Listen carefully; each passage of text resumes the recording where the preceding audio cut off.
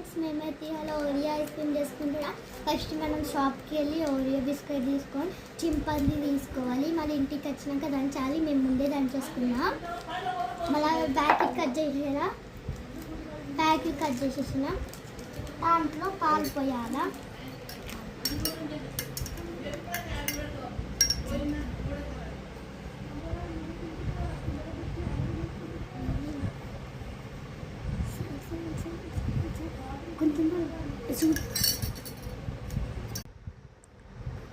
చూడండి ఫ్రెండ్స్, మేమైతే పాలు పోసుకుంటున్నాం. మేము పాలు పోసుకున్నాం కదా, ఇంకా మా దగ్గర ఐస్ క్రీమ్ స్టిక్ లేదనేసి మేము స్పూన్ తీసుకున్నాం అంతే. ఇప్పుడు పోయి ఫ్రిడ్జ్లో పెడతాం. ఫ్రెండ్స్, ఇప్పుడు మేము మేమైతే ఇప్పుడు ఫ్రిడ్జ్లో పెట్టేస్తున్నాం. నెక్స్ట్ పార్ట్ 2లో చూద్దాం ఎట్లయితుందో Oreo ice cream. Okay, bye bye.